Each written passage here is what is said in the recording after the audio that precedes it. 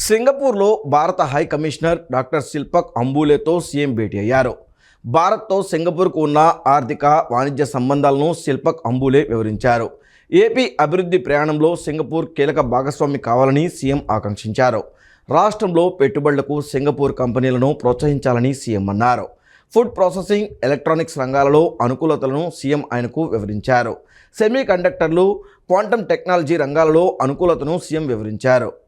Startup venture క్యాపిటలిస్టులతో ముఖ్యమంత్రి నారా చంద్రబాబు నాయుడు ఒక ఉన్నత స్థాయి రౌండ్ టేబుల్ సమావేశంలో పాల్గొన్నారు. ఈ సమావేశానికి సింగపూర్లోని భారత హై కమిషనర్ శిల్పక్ అంబులే, రాష్ట్ర మంత్రి పి నారాయణతో పాటు సింగపూర్కు చెందిన పలువురు ప్రముఖ స్టార్టప్ వెంచర్ క్యాపిటలిస్టులు హాజరయ్యారు. ఈ సందర్భంగా ముఖ్యమంత్రి మాట్లాడుతూ, ఇప్పుడు భారతదేశం నిద్రపోతున్న ప్రాంతం కాదని, సంస్కరణలతో దూసుకుపోతున్న అతిపెద్ద ఆర్థిక శక్తి అని స్పష్టం చేశారు. ప్రధాని నరేంద్ర మోదీ లాంటి ఆధునిక ఆలోచనలు ఉన్న నాయకుడి నేతృత్వంలో దేశం అద్భుతమైన వేగంతో అభివృద్ధి చెందుతోందని కొనియాడారు. చైనా లాంటి దేశాలు ఆర్థిక వృద్ధి సాధించడానికి దశాబ్దాల కాలం పట్టిందని, కానీ భారత్కు అంత సమయం పట్టడం లేదని ఆయన గుర్తు చేశారు. ప్రస్తుతం దేశం మెడికల్ టెక్నాలజీ, ఆధునిక పరికరాల తయారీలో అగ్రస్థానంలో ఉందన్న సీఎం ఎలక్ట్రానిక్స్ పరికరాల ఎగుమతులతో పాటు 5వ జనరేషన్ యుద్ధ విమానాల తయారీ వంటి ప్రతిష్టాత్మక ఉత్పత్తులు భారత్ నుండి వస్తున్నాయని పేర్కొన్నారు.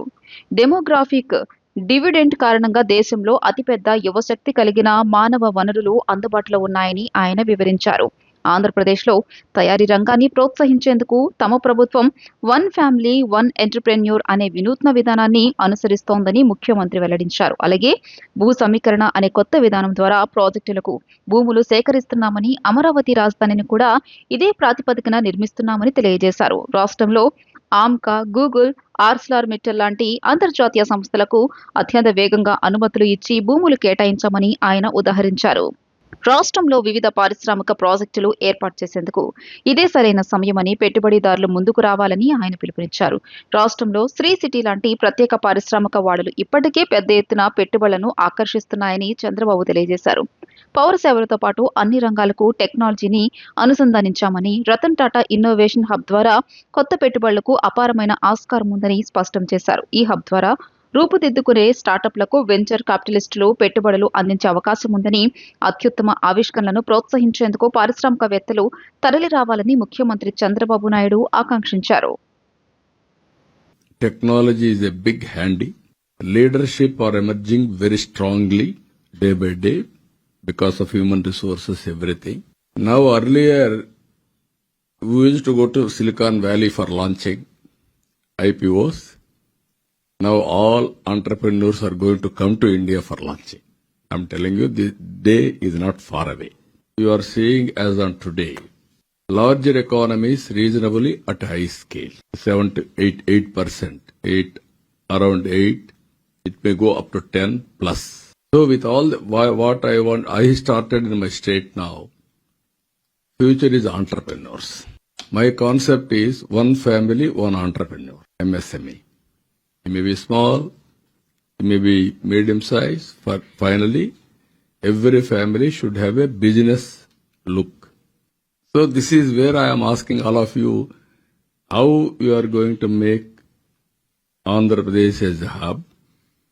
You name anything now. Data centers. So many, everybody is competing to come to Andhra Pradesh. I am restricting. 10 gigawatts. People are forcing me. I am going to give only 5 gigawatts.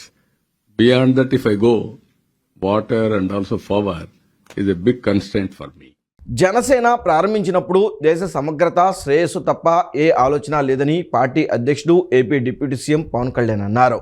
Party ప్రయోజనాల కంటే దేశ సమగ్రతకే తొలి ప్రాధాన్యం ఇస్తున్నట్లు చెప్పారు. ఢిల్లీలో నిర్వహించిన ప్రత్యేక సమావేశంలో పార్టీ శ్రేణులకు జాతీయ సమైక్యతపై ఆయన దిశానిర్దేశం చేశారు. తెలంగాణ ఏర్పాటుకు జనసేన ఎన్నడూ అడ్డు చెప్పలేదన్నారు. ఆనాడు ఏపీని విభజించిన తీరు నుంచి ఇవాళ్టికి కాంగ్రెస్ ధోరణి మారలేదని విమర్శించారు.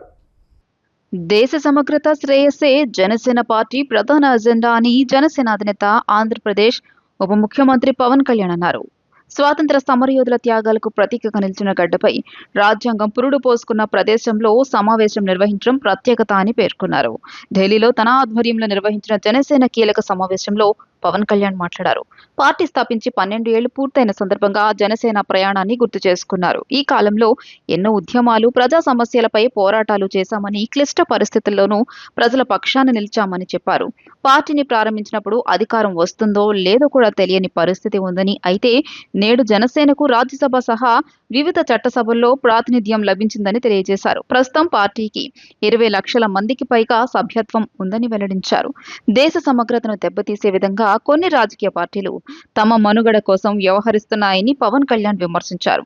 తెలంగాణ రాష్ట్ర ఏర్పాటును తాను ఎప్పుడూ వ్యతిరేకించలేదని స్పష్టం చేశారు. అయితే రాష్ట్ర విభజనను కాంగ్రెస్ పార్టీ నిర్వహించిన విధానంపైనే తనకు అభ్యంతరాలు ఉన్నాయని పేర్కొన్నారు.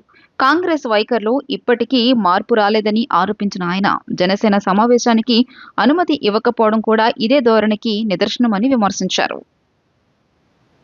అంటే ప్రాంతీయతని విస్మరించని జాతీయవాదాన్ని అర్థం చేసుకోవాలంటే ఎక్కడో మనం కూర్చొని హైదరాబాద్, మంగళగిరి, ఢిల్లీ, ఆంధ్ర, తెలంగాణలో కాకుండా ఢిల్లీ రాజధాని కేంద్రంగా చేసుకొని మాట్లాడితే దాని గాఢత అందరికీ అర్థమవుద్ది, మన బాధ్యత కూడా తెలుస్తుందని ఈ సమావేశం తాలూకు ముఖ్య ఉద్దేశం.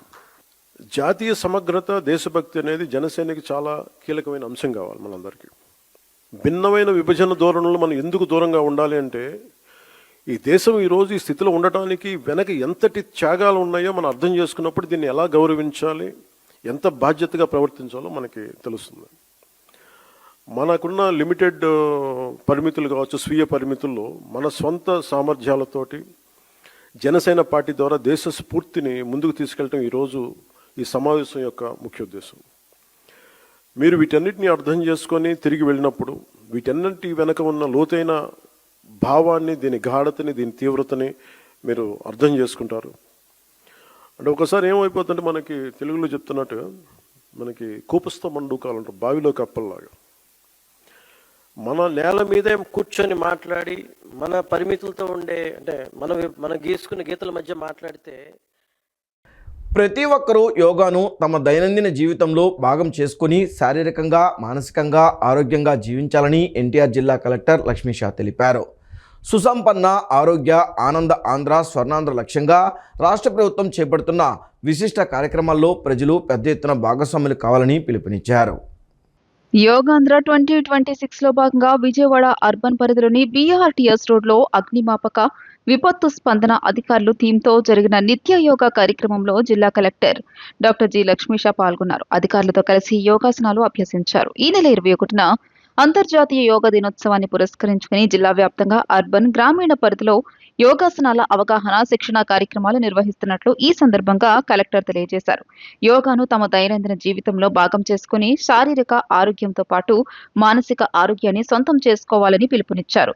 సుసంపన్న ఆరోగ్య ఆనంద ఆంధ్ర స్వర్ణాంధ్ర లక్ష్యంగా రాష్ట్ర ప్రభుత్వం చేపడుతున్న విశిష్ట కార్యక్రమాల్లో ప్రజలు పెద్ద ఎత్తున భాగస్వాములు కావాలని కలెక్టర్ లక్ష్మీషా కోరారు. కార్యక్రమంలో విజయవాడ నగరపాలక సంస్థ additional commissioner doctor D. Chandrasekhar, జిల్లా అగ్నిమాపక అధికారి శంకర్రావు, జిల్లా ఆయుష్ అధికారి డాక్టర్ వై. రత్న ప్రియదర్శిని, యువజన సంక్షేమ అధికారి డాక్టర్ కొల్లెటి రమేష్ తదితరులు పాల్గొన్నారు.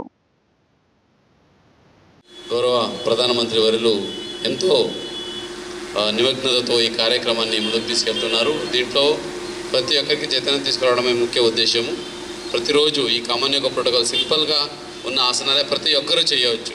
కాబట్టి ప్రతి ఒక్కరికి నేర్పించి ప్రతి ఒక్కరు ప్రతిరోజు ఏదో ఒక సమయంలో దీన్ని ప్రాక్టీస్ చేసేలాగా చేసే కార్యక్రమాన్ని ఆయుష్ డిపార్ట్మెంట్ ముందుకు తీసుకెళ్తా ఉంది. దీంట్లో భాగంగా ఈరోజు ఫైర్ డిపార్ట్మెంట్, అలాగే ప్రతిరోజు ఒక డిపార్ట్మెంట్ వాళ్ళని తీసుకొచ్చి ఇక్కడ నేర్పించడం జరుగుతూ ఉంది. ఈ వరవడిని కొనసాగిస్తూ ఎన్టీఆర్ జిల్లాని హెల్తీ వెల్తీ హ్యాపీ ఎన్టీఆర్ జిల్లాగా, అలాగే ఆంధ్రప్రదేశ్ని హెల్తీ వెల్తీ హ్యాపీ ఆంధ్రప్రదేశ్గా ముందుకు తీసుకెళ్ళడానికి ప్రతి ఒక్కరూ దోహదపడాలని కోరుకుంటూ ప్రతి ఒక్కరికి యోగాంధ్ర శుభాకాంక్షలు తెలియజేస్తున్నాం. శారీరకంగా, మానసికంగా కూడా మేము ఎప్పుడు కూడా ప్రాక్టీస్ చేస్తున్నాం సార్. యోగాంధ్ర టైంలో కాకుండా మాకు ప్రతిరోజు కూడా ఫిట్నెస్ మేము చేస్తున్నాం సార్. అదేవిధంగా మాకున్న సిబ్బందిలో 190 మందికి 120 మంది ఉన్నారు సార్. ఉన్న 120 మంది ఇప్పుడు 60 మంది ఇక్కడికి రావడం జరిగింది సార్. ఎందుకంటే కొంచెం మా దాంట్లో కొంతమంది కూడా డ్యూటీ పరంగా ఉండాలి కాబట్టి అందరూ రాలేదు సార్. ఉన్న వాళ్ళు కూడా అందరూ కూడా చాలా ఫిట్గా ఉన్నారు సార్. తర్వాత ఇప్పుడు మేము ఈ వచ్చే సంవత్సరం గోదావరి పుష్కరాలకి మేము ట్రైనింగ్ అవుతున్నాం సార్. ఇది స్విమ్మింగ్ పరంగా కూడా. అందులో భాగంగా ఇక్కడ 50 మంది ఇప్పుడు విజయవాడలో ట్రైనింగ్ తీసుకున్నారు సార్. బాపట్ల జిల్లా నుంచి వెళ్లే రైళ్లలో ప్రయాణించే జనాలకు దినదిన గండంగా మారుతుంది. తాజాగా సర్కార్ ఎక్స్ప్రెస్లో దోపిడీ దొంగలు మరోమారు చోరీకి ప్రయత్నించడం కలకలం రేపింది. తమిళనాడులోని చెంగలపట్టు నుంచి కాకినాడ వెళ్తున్న ఈ రైల్లో నిద్రిస్తున్న ప్రయాణికుల నుంచి ఆభరణాలు లాక్కునే ప్రయత్నం చేశారు. ప్రయాణికులు ప్రతిఘటించి కేకలు వేయడంతో కొందరు చైన్ లాగి రైలు ఆపారు. రైలు ఆగగానే దొంగలు చీకట్లో పరారయ్యారు. చోరీకి పాల్పడిన దుండగులను పట్టుకునేందుకు దొంగలపై రైల్వే పోలీసులు కాల్పులు 9 రౌండ్లు చేశారు.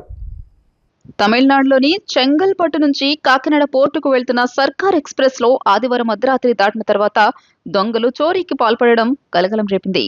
బాపట్ల శివారు నల్లమడ వాగు రైల్వే వంతెన సమీపంలో జరిగిన ఈ ఘటనలో నిద్రిస్తున్న మహిళల మెడల నుంచి బంగారు ఆభరణాలను అపహరించి పరారయ్యారు. రాత్రి 1:15 సమయంలో S3, S6 బోగీలో ప్రయాణిస్తున్న 2 మహిళల నుంచి సుమారు 7 సవర్ల బంగారు ఆభరణాలను దుండగులు దోచుకెళ్లారు.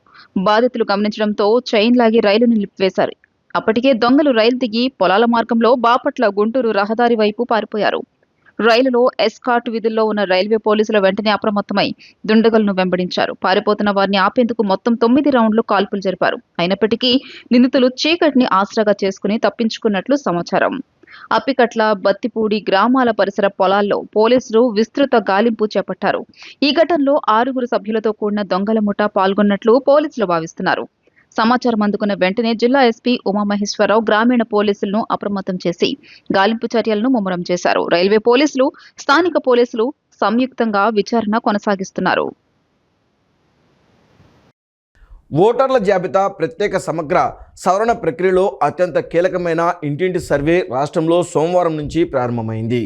జూలై 14 వరకు నెల రోజుల పాటు బూత్ స్థాయి అధికారులు ఇంటింటికి వెళ్తారు. ప్రతి ఓటర్కు 2 ఎన్యూమరేషన్ ఫామ్లు ఇస్తారు. వాటిలో ఓటర్ పేరు, ఫోటో, గుర్తింపు కార్డు నెంబర్, చిరునామా వివరాలతో పాటు ఓటర్ పాత ఫోటో ముద్రించి ఉంటాయి. మిగతా వివరాలను ఓటర్ నింపాలి. అందుకు BLOలు సహకరిస్తారు. పూర్తి చేసిన ఫామ్లను BLOలే వచ్చి తీసుకుంటారు. ఓటర్ల జాబితా ప్రత్యేక సమగ్ర సవరణ ప్రక్రియలో అత్యంత కీలకమైన ఇంటింటి సర్వే రాష్ట్రంలో నేటి నుంచి ప్రారంభమైంది. జూలై 14 వరకు నెల రోజుల పాటు బూత్ స్థాయి అధికారులు ఇంటింటికి వెళ్తారు. కేంద్ర ఎన్నికల సంఘం ఇప్పటికే ఏర్పాట్లు పూర్తి చేసింది. మొత్తం 416 కోట్ల ఎన్యూమరేషన్ ఫామ్లు ముద్రించింది. 46,397 మంది BLOలు ఈ సర్వేలో పాల్గొంటారు. ఓటర్ల జాబితా ప్రత్యేక సమగ్ర సవరణ కార్యక్రమంలో భాగంగా ఇంటింటి సర్వేలో పాల్గొనున్న BLO ప్రతి ఓటరుకు 2 ఎన్యూమరేషన్ ఫామ్లు ఇస్తారు. వాటిలో ఓటరు పేరు, ఫోటో, గుర్తింపు కార్డు నంబరు, చిరునామా వివరాలతో పాటు ఓటరు పాత ఫోటో ముద్రించి ఉంటాయి. మిగతా వివరాలను ఓటరు నింపాలి. అందుకు BLOలు సహకరిస్తారు. పూర్తి చేసిన ఫామ్లను BLOలు వచ్చి తీసుకుంటారు. మొత్తం నెల రోజుల పాటు జరిగే ప్రక్రియలో ఎన్యూమరేషన్ ఫామ్లు ఇవ్వడానికి, నింపిన వాటిని తిరిగి తీసుకోవడానికి 3 సార్లు BLOలు ప్రతి ఇంటికి వెళ్తారు. ఇందుకు సంబంధించిన శిక్షణను ఇప్పటికే ఈసీ BLOలకు ఇచ్చింది. 2002 నాటి ఓటర్ల జాబితాను ప్రాతిపదికగా తీసుకుని ప్రస్తుత జాబితాను పరిశీలించి మ్యాపింగ్ చేస్తున్నారు. ప్రస్తుతం రాష్ట్రంలో 4,16,18,359 మంది ఓటర్లు ఉండగా వారిలో 2,68,86,239 మందికి 2002లో జరిగిన సర్ ఓటర్ల జాబితాలో ఇప్పటికే మ్యాపింగ్ పూర్తి చేశారు. మరో 1,47,32,120 మంది మ్యాపింగ్ కావాల్సి ఉంది. ఓటర్ల జాబితాలో పేరున్న వారు ఎన్యూమరేషన్ ఫామ్తో పాటు 2002 నాటి జాబితాలో వారి లేదా కుటుంబీకుల వివరాలు పొందుపరిచి ఇస్తే చాలు. ఇతర పత్రాలేవీ అక్కర్లేదు. రాజకీయ పార్టీల బూత్ స్థాయి ఏజెంట్లు ఒక్కొక్కరు గరిష్టంగా 50 ధృవీకరించిన ఫామ్లను BLOలకు సమర్పించొచ్చు. 2002 నాటి జాబితాలో మీ పేరుంటే ఆ వివరాలు ఎన్యూమరేషన్ ఫామ్లో నింపాలి. అప్పటి జాబితాలో మీ పేరు లేకపోతే మీ తల్లిదండ్రులు లేదా భార్య, లేకుంటే భర్త లేదా ఇతరత్ర కుటుంబీకులు, సంబంధీకుల పేర్లు ఎవరివి ఉంటే వారి వివరాలు నమోదు చేయాలి. వీటితో పాటు పుట్టిన తేదీ, ఆధార్, మొబైల్ నంబర్, తండ్రి లేదా సంరక్షకుడి పేరు, తల్లి పేరు, భార్య లేదా భర్త పేరు, వారి ఎపిక్ నంబర్ వివరాలు నింపి కొత్త కలర్ ఫోటోలు అతికించి BLOకి ఇవ్వాలి. 2 ఫామ్లలో ఒకదానిపై BLO సంతకం చేసి దాన్నే రసీదుగా ఓటరుకు ఇస్తారు. దీన్ని భద్రపరచుకోవాలి. మేము ప్రతి ఇంటికి వెళ్ళి నా దగ్గర ఉన్న 884 ఫామ్స్ వాళ్ళకి డిస్ట్రిబ్యూట్ చేసి నేను డిస్ట్రిబ్యూట్ చేశానని యాప్లో ఎంటర్ చేసుకుని 2002లో డేటా వాళ్ళు ఏదైతే నేను ఆల్రెడీ కొంత మ్యాప్ చేశాను, ఆ మ్యాప్ చేసిన డేటా వాళ్ళకి చెప్పి ఇది సరైనదైతే అది సరైనదని తీసుకుంటానండి, లేదు నాకు తెలియకపోతే వాళ్ళని అడిగి ఆ డేటా తీసుకుని నేను ఆన్లైన్ చేసుకుంటానండి. ఆన్లైన్ చేసుకుని ఏ ఫామ్ అయితే నాకు తిరిగి ఇస్తారో వాళ్ళు ఇచ్చిన డేటాతో ఆ ఫామ్స్ 2 అప్లోడ్ చేసుకుని నేను కంప్లీట్ చేసుకుంటానండి. ఈ ప్రాసెస్ 884 ఓట్లు ఖచ్చితంగా తిరగాలి, కంప్లీట్ చేసుకుంటాను. నాకు ప్రస్తుతానికి ఇప్పుడు ఏమి ఇవ్వవసరం లేదండి. ఫామ్ ఇచ్చి డేటా చెప్తే చాలు. వాళ్ళకి అంటే వాళ్ళ ఓటు దొరకనప్పుడు మాకు సమ్ పీరియడ్ ఇచ్చారు. 1987 తాలూకు కనుక దొరకకపోతే అప్పుడు కూడా ఒక 12 డాక్యుమెంట్స్ మాకు చెప్పారు. అసలు ఎక్కడా నా ఓటు లేదు, మా నాన్నగారు కూడా ఓటు ఎక్కడా వేయలేదు, అసలు డేటా లేదు అన్నప్పుడు ఆ 12 ఫామ్స్లో ఒక ఫామ్ తీసుకుని ఏదో ఫామ్ వాళ్ళు చెప్పిన ఫామ్ నేను తీసుకుని సబ్మిట్ చేయాలండి. ముఖ్య ఉద్దేశం ఏంటంటే అర్హత ఉన్న ఏ ఒక్క ఓటర్ని కూడా మేము డిలీట్ చేయమండి. వాళ్ళు ఇచ్చిన డేటా ప్రకారం చేస్తాము. అనర్హుడు ఎవరైతే ఉంటారో ఇక్కడి నుంచి వెళ్ళిపోతారు, మైగ్రేట్ అయిపోతారు, చనిపోతారు, అలా ఆ ఓట్లు మాత్రమే మనం వాటిని రీఫార్మ్ చేసుకుని ఏదైతే చేయాలో ప్రాసెస్ కంప్లీట్ చేసుకుని ప్యూరిఫికేషన్ చేసిన ఎలక్టరల్ రోల్ని మేము చేస్తానండి. ఎన్టీఆర్ జిల్లా ఏకొండూరు మండలంలో సుమారు 70 ఏళ్లుగా భూములను సాగు చేసుకుంటున్న రైతులకు పట్టాలు ఇవ్వాలని సిపిఎం ఎన్టీఆర్ జిల్లా కార్యదర్శి డివి కృష్ణ డిమాండ్ చేశారు. గతంలో అడవి భూమిగా ఉన్న దీనిని రెవెన్యూ భూమిగా మార్చినందున ప్రస్తుతం సాగులో ఉన్న ప్రతి ఒక్కరికి ఎలాంటి పక్షపాతం లేకుండా నిజాయితీగా పట్టాలు ఇవ్వాల్సిన బాధ్యత ప్రభుత్వంపై ఉందన్నారు. అధికారులు ఇప్పటికే కొంతవరకు ఎన్యుమరేషన్ చేశారని దానిని మరింత సమగ్రంగా నిర్వహించాలని కోరారు. ఎన్టీఆర్ జిల్లా ఏకొండూరు మండలంలో సుమారు 70 ఏళ్లుగా భూములను సాగు చేసుకుంటున్న రైతులకు పట్టాలు ఇవ్వాలని డిమాండ్ చేస్తూ ఆంధ్రప్రదేశ్ రైతు సంఘం ఎన్టీఆర్ జిల్లా విభాగం ఆధ్వర్యంలో కలెక్టరేట్ వద్ద నిరసన కార్యక్రమం జరిగింది. ఈ ఆందోళనకు సిపిఎం ఎన్టీఆర్ జిల్లా కమిటీ మద్దతు ప్రకటించింది. ఈ సందర్భంగా సిపిఎం ఎన్టీఆర్ జిల్లా కార్యదర్శి డివి కృష్ణ మాట్లాడుతూ ఏకొండూరు మండలం రామచంద్రపురం పంచాయతీ పరిధిలోని రామచంద్రపురం, లక్ష్మీపురం, కొమ్మటికుంట గ్రామాల్లో 300 మంది రైతులు దశాబ్దాలుగా భూమిని నమ్ముకుని జీవిస్తున్న వారికి ఇంతవరకు పట్టాలు ఇవ్వలేదని ఆవేదన వ్యక్తం చేశారు. తమ హక్కుల కోసం మహిళా రైతులతో సహా అందరూ 70 కిలోమీటర్ల దూరం నుండి కలెక్టర్ కార్యాలయానికి వచ్చారని తెలియజేశారు. ఇటీవల తిరువూరు ఎమ్మెల్యే వచ్చి పట్టాలు ఇస్తామని హామీ ఇచ్చారని, దానికి సంబంధించిన ప్రక్రియను వేగవంతం చేయాలని కలెక్టర్ను కోరారు. రాష్ట్ర ప్రభుత్వం చొరవ తీసుకుని రైతులకు వ్యక్తిగత రిజిస్ట్రేషన్ పట్టాలు ఇచ్చే వరకు ఈ పోరాటం కొనసాగుతోందని, దీనికి సిపిఎం పూర్తి సంఘీభావం తెలుపుతుందని స్పష్టం చేశారు.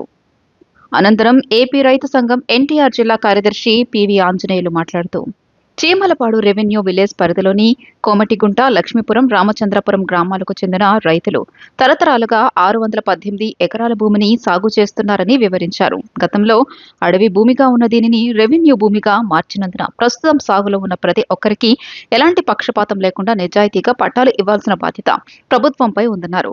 ఈ భూముల విషయంలో దళారులు, ఏజెంట్లు చేతులు మార్చేందుకు ప్రయత్నిస్తున్నారని, అలాంటి వాటికి తావు లేకుండా పారదర్శకంగా వ్యవహరించాలని కోరారు. అధికారులు ఇప్పటికే కొంతవరకు ఎన్యూమరేషన్ చేశారని, దానిని మరింత సమగ్రంగా నిర్వహించి సాగుదారుల కుటుంబాల్లోని తల్లిదండ్రులతో పాటు వివాహమైన కుమారులకు కూడా పట్టాలు అందేలా చర్యలు తీసుకోవాలని డిమాండ్ చేశారు. రామచంద్రపురం, లక్ష్మీపురం, కోమడికుంట గ్రామాల్లో గత 70 ఏళ్లుగా 400 మంది రైతులు సాగు చేసుకుంటున్నారు. ఈ సాగు చేసుకున్న రైతులకి ఇంతవరకు పట్టాలు ఇవ్వలేదు. ఇప్పుడు ఆ భూములకి పట్టా ఇమ్మని రైతులంతా కోరుతూ ఉన్నారు. మహిళా రైతులంతా అక్కడి నుంచి ఇక్కడికి 70 కిలోమీటర్ల దూరం ఉండి కలెక్టర్ ఆఫీస్కి కలవడానికి వచ్చారు. ఈ పట్టాలు ఇప్పటికైనా ఇవ్వాలని చెప్పని మేము కోరుతూ ఉన్నాం. ఈ మధ్య తిరువూరు ఎమ్మెల్యే గారు వచ్చి గ్రామ ప్రజలకి, కోంబడికుంట గ్రామ ప్రజలకి మేము పట్టాలు ఇస్తామని హామీ ఇచ్చారు. దానికి కావాల్సిన పద్ధతిని ప్రాసెస్ చేయమని కలెక్టర్ గారికి అప్పీల్ చేయడానికి రైతులంతా ముందుకు వచ్చారు.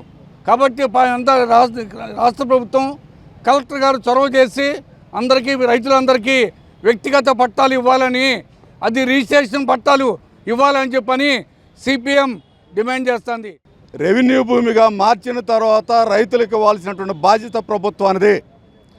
అందుకోసం ఎవరైతే భూమి మీద ఉన్నారో, సాగుదారులుగా ఉన్నారో, భూమి దున్నుతున్నారో, దున్నేవాడికి ప్రతి ఒక్కడికే నమోదు చేసి ఏ విధమైనటువంటి సస్పెషన్ లేకుండా నిజాయితీగా, ఆనెస్ట్గా వాళ్ళందరూ కూడా పట్టాలు ఇవ్వాలనేది ఆంధ్రప్రదేశ్ రైతు సంఘం కోరుతుంది. దీంట్లో అనేక రకాలైనటువంటి చేతులు మారడానికి అవకాశాలు ఉన్నాయి.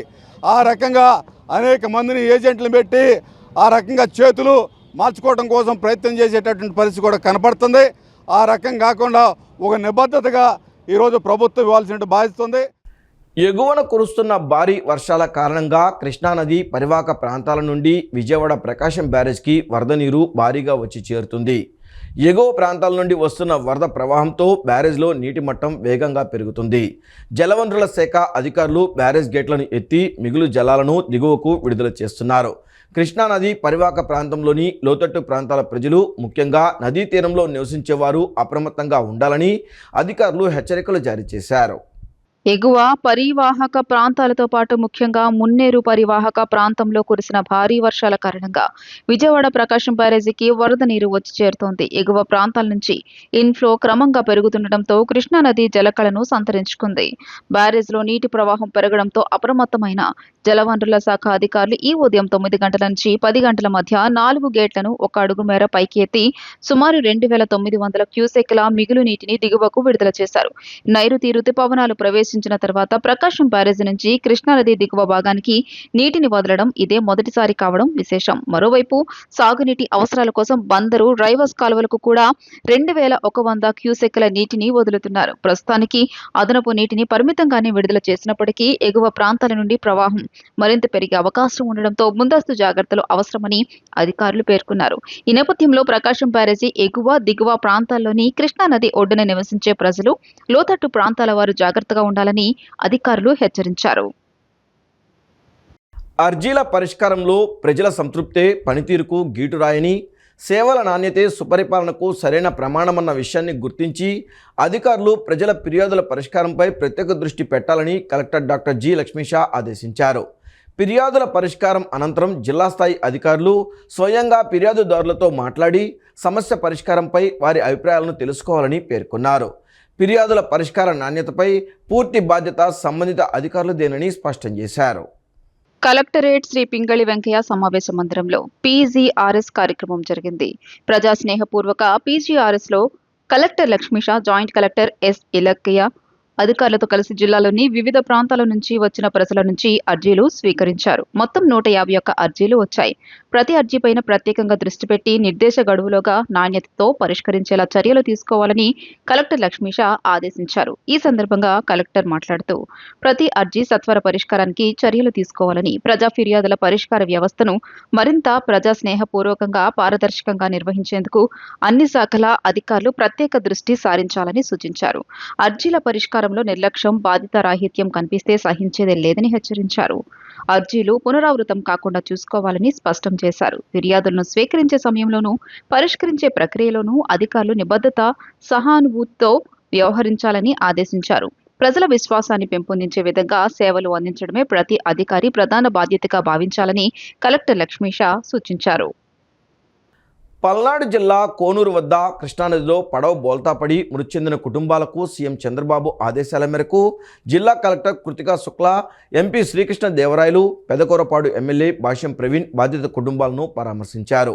మృతుల కుటుంబాలకు 5 లక్షల రూపాయల పరిహారాన్ని అందజేశారు. ఈ ప్రమాదంపై విచారణ కోసం రెవెన్యూ, పోలీస్, ఇరిగేషన్ అధికారుల బృందంతో విచారణ కమిటీ ఏర్పాటు చేసినట్లు కలెక్టర్ తెలిపారు.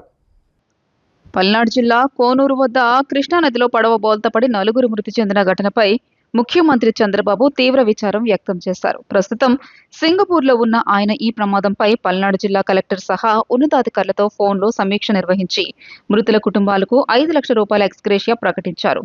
సీఎం ఆదేశాల మేరకు జిల్లా కలెక్టర్ కృతికా శుక్లా వెంటనే ఏరియా ఆసుపత్రికి చేరుకుని మృతుల కుటుంబాలకు పరిహారాన్ని అందజేశారు. అనంతరం collector Krithika Shukla, MP Srikrishna Devarayalu, Pedakurapadu MLA Bhashyam Praveen బాధిత కుటుంబాలను పరామర్శించారు. ఈ ప్రమాదంపై విచారణ కోసం రెవెన్యూ, పోలీస్, ఇరిగేషన్ అధికారుల బృందంతో విచారణ కమిటీ ఏర్పాటు చేసినట్లు కలెక్టర్ తెలియజేశారు. బోటులో ఉన్న మిగిలిన 6 వ్యక్తులు సురక్షితంగా ఉన్నారని, నది నుంచి వెలికితీసిన మృతదేహాలను ఏరియా ఆసుపత్రికి తరలించి పోస్ట్ మార్టం అనంతరం బంధువులకు అప్పగిస్తామని ఆమె వెల్లడించారు. భవిష్యత్తులో ఇలాంటి ప్రమాదాలు జరగకుండా ఉండాలంటే ముందస్తు అనుమతులు తప్పనిసరిగా తీసుకోవాలని, ప్రమాదాల నివారణపై రేపు మత్స్యకారులకు ప్రత్యేక అవగాహన సదస్సులు ఏర్పాటు చేస్తున్నట్లు కలెక్టర్ పేర్కొన్నారు. కోనూరు విలేజ్ అచ్చంపేట మండలంలో చాలా అన్ఫార్చునేట్ ఇన్సిడెంట్ జరిగింది. మధ్యాహ్నం 2 గంటకి ఒకే ఫ్యామిలీ సంబంధించి 9 మంది ఫిషర్మెన్ బోట్లో కొన్నేరు లంక చూడడానికి బయలుదేరారు. అక్కడ కొన్నేరు లంక దగ్గరకి వచ్చినప్పుడు దిగిపోతున్నప్పుడు పిల్లలు ముఖ్యంగా 4 ఎవరు ఉన్నారు, వాళ్ళు ఒకేసారి లేచిపోయిన వల్ల ఆ పడవ మునిగిపోయింది. సో 9 మందిలో 4 చనిపోయారు. 4లో 3 పిల్లలు 8 ఇయర్స్, 10 ఇయర్స్, 14 ఇయర్స్, ఒకరు 25 ఇయర్స్ అబ్బాయి. సో వాళ్ళ బాడీస్ రికవర్ చేసి ఏరియా హాస్పిటల్ సత్తెనపల్లికి తీసుకురావడం జరిగింది. గవర్నర్లు సీఎం గారు కూడా చాలా డీటెయిల్డ్గా రివ్యూ చేశారు. ఎందుకు జరిగింది, ఇలా జరగకుండా చూసుకోవడానికి ఒక కమిటీ కూడా ఫామ్ చేశారు. రెవెన్యూ, పోలీస్ మరియు ఇరిగేషన్ డిపార్ట్మెంట్ ఆఫీషియల్స్తో ఈ బోట్స్ ఎలా నడుస్తున్నాయి, అది మెకనైజ్ బోట్ కూడా కాదు, సింపుల్ ఫిషర్మెన్ బోట్, దాంట్లో వాళ్ళు వెళ్దాం ఏంటి, దాన్ని జరగకుండా ఇంకా ఆ కృష్ణా నది బార్డర్లో మొత్తం ఏమేమి యాక్షన్ తీసుకోవాలి, రికమెండేషన్స్ ఇవ్వాలి 2 వీక్స్లో చెప్పడం జరిగింది. దిగే టైంలో ఒక్కసారిగా అందరూ దిగటం కోసం ప్రయత్నం చేయటం, ఆ పడవ మునిగిపోవటం, పిల్లలు కింద పడటం జరిగింది. ఒక 4 సేవ్ అవటం, ఒక 4 చనిపోవడం జరిగింది. ఆ 4 కూడా చనిపోయిన వ్యక్తులందరూ కూడా ఒకే కుటుంబానికి చెందినవారు అవ్వటం చాలా విషాదకరమైన విషయం. దీనికి వాళ్ళ కుటుంబాలందరికీ కూడా ప్రగాఢ సానుభూతి తెలియజేసుకుంటూ ఈ యొక్క విషయాన్ని వెంటనే మా సీఎం గారి దృష్టికి తీసుకెళ్ళడం జరిగింది. కలెక్టర్ గారి ద్వారా సీఎం గారు వెంటనే రెస్పాండ్ అయ్యి వారికి ఎక్స్గ్రేషియా ప్రకటించడం జరిగింది. 4 కూడా ఒక్కొక్కరికి 5 లక్షల రూపాయల చొప్పున ఎక్స్గ్రేషియా ప్రకటించడం జరిగింది. మా యువనాయకుడు లోకేష్ గారు కూడా వెంటనే స్పందించడం, సీఎం గారి దృష్టికి తీసుకెళ్ళటం, సీఎం గారు వెంటనే రెస్పాండ్ అవ్వడం జరిగింది. ఈ సందర్భంగా వారికి కూడా కృతజ్ఞత తెలియజేసుకుంటున్నాం. వాళ్ళ కుటుంబానికి ప్రగాఢ సానుభూతి తెలియజేసుకుంటూ పిల్లలు ఒకసారిగా 4 పిల్లలు ఒకసారిగా లెగవటం బోట్లోంచి వచ్చింది కదా అని చెప్పి దాంతో ఈ దుర్ఘటన జరిగింది. దానికి ముఖ్యమంత్రి గారు వెంటనే అందరికీ చెప్పడం జరిగింది, వెళ్ళండి తల్లిదండ్రులు కలవండి, కలిసి మనము ప్రభుత్వం వైపు నుంచి చేయగలిగిన సాయం మనం చేద్దాము, ఓకే 5 లక్షల రూపాయలు ముందుగా ఇవ్వండి. కేవలం ఈ 5 లక్షలు ఇచ్చి అక్కడితో కాకుండా ఇంకా కలెక్టర్ గారు మేము మాట్లాడుకొని ఇంకేమైనా చేయొచ్చా, వారికి ఇంకా పిల్లలు ఉన్నారు, వారికి మనం ఏమన్నా కేంద్రీయ విద్యాలయాలు ఎక్కడైనా సీట్ ఇప్పించే కార్యక్రమం కానీ, మిగతా చదువుకోవడానికి కానీ, లేకపోతే ఉద్యోగ పరంగా కానీ, ప్రైవేట్ దాంట్లో అయినా ఎక్కడో చోట ఉద్యోగం చూపించే పరిస్థితి కానీ ఆలోచిస్తాం. తప్పకుండా ఏదో ఈరోజు వచ్చాము చేశామని కాకుండా దాంతో పాటుగా ఈ కుటుంబాలకు అన్ని విధాలుగా కూడా అండగా ఉండే విధంగా. విజయవాడలోని ప్రముఖ పుణ్యక్షేత్రమైన ఇంద్రకీలాద్రిపై ట్రాన్స్పాత్ త్రిమూర్తులు సినిమా చిత్ర బృందం సందడి చేసింది. ఈ చిత్ర ప్రమోషన్లలో భాగంగా విజయవాడకు వచ్చిన cinema hero Vadde Naveen, heroine రాశి సింగ్ కనకదుర్గ అమ్మవారిని దర్శించుకున్నారు. ఆలయానికి చేరుకున్న చిత్ర బృందానికి దేవస్థాన అధికారులు ఆలయ మర్యాదలతో ఘనస్వాగతం పలికారు. అమ్మవారి దర్శనం అనంతరం వేద పండితులు వారికి వేద ఆశీర్వచనం అందించి తీర్థ ప్రసాదాలను అందజేశారు.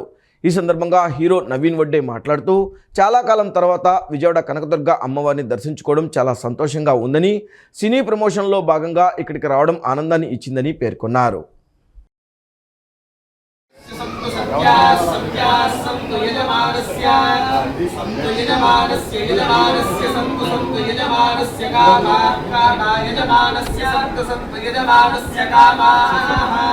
యజమానస్య కామాః కామాః యజమానస్య యజమానస్య కామాః కామాః కామాః దేవావరుంధే శ్రీదేవాతే పునర్నివేద్యాః క్షేమో వై రాష్ట్రస్య శీతో వాతః క్షేమమేవావరుంధే ధాన్యం ధనం వశం బహుపుత్రలాభం శతసంవత్సరం దీర్ఘమాయుః.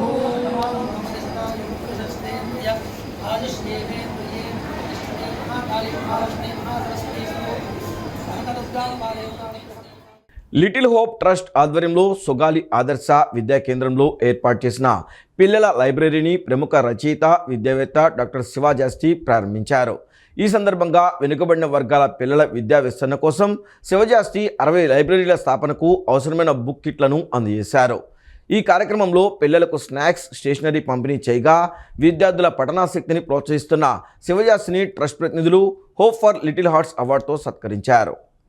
లిటిల్ హోప్ ట్రస్ట్ ఆధ్వర్యంలో పిల్లల్లో పఠనాసక్తిని పెంపొందించేందుకు నిర్వహించిన ప్రత్యేక కార్యక్రమం విజయవంతంగా జరిగింది. ఈ సందర్భంగా అవధూత ఆశ్రమం ప్రాంగణంలోని సుగాలి ఆదర్శ విద్యా కేంద్రంలో ఏర్పాటు చేసిన పిల్లల లైబ్రరీని ప్రముఖ రచయిత, కథకుడు, విద్యావేత్త డాక్టర్ శివజాస్తి ప్రారంభించారు. అనంతరం ఆయన పౌరంకి విద్యా కేంద్రాన్ని సందర్శించి విద్యార్థులు, ఉపాధ్యాయులతో ముచ్చటించారు. కథలు చెప్పిన విద్యార్థులను అభినందించి సన్మానించారు. లిటిల్ హోప్ ట్రస్ట్ ప్రస్తుతం ఆంధ్రప్రదేశ్, తెలంగాణ రాష్ట్రాల్లో 72 ట్యూషన్ విద్యా కేంద్రాలను నిర్వహిస్తూ వెనుకబడిన, అణగారిన వర్గాల పిల్లలకు విద్యా సేవలను అందిస్తోంది.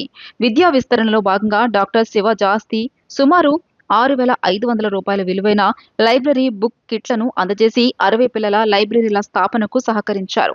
ఈ సందర్భంగా డాక్టర్ శివజాస్తి మాట్లాడుతూ పిల్లలు పఠనాన్ని అలవాటుగా చేసుకోవాలని, ప్రతి మంచి పుస్తకం ఒక జీవితాన్ని మార్చగల శక్తిని కలిగి ఉంటుందని పేర్కొన్నారు. కార్యక్రమంలో రీతు, ప్రీతం, మోతుకూరి పిల్లలకు స్నాక్స్, పుస్తకాలను పంపిణీ చేశారు. సౌజన్య తన పిల్లలు కృతి, లహర్, సిరీస్తో కలిసి విద్యార్థులకు ప్రేరణాత్మక సందేశాలు అందించి స్టేషనరీ కిట్లను పంపిణీ చేశారు. అలాగే ఒక మంచి కథను చెప్పి పిల్లలను ఆకట్టుకున్నారు. Adarsh education centres coordinator Manikonda Jones మాట్లాడుతూ డాక్టర్ శివజాస్తి కథా పుస్తకాలు విద్యార్థులకే కాకుండా ఉపాధ్యాయులకు కూడా ఎంతో ఉపయోగపడుతున్నాయని తెలియజేశారు. చివరగా లిటిల్ హోప్ ట్రస్ట్ తరపున విద్యార్థులు భాస్కర్ రావు, మోతుకూరి కలిసి డాక్టర్ శివజాస్తిని హోప్ ఫర్ లిటిల్ హార్ట్స్ అవార్డుతో ఘనంగా సత్కరించారు. ఈ వార్తలు ఇంతటితో సమాప్తం. నమస్కారం.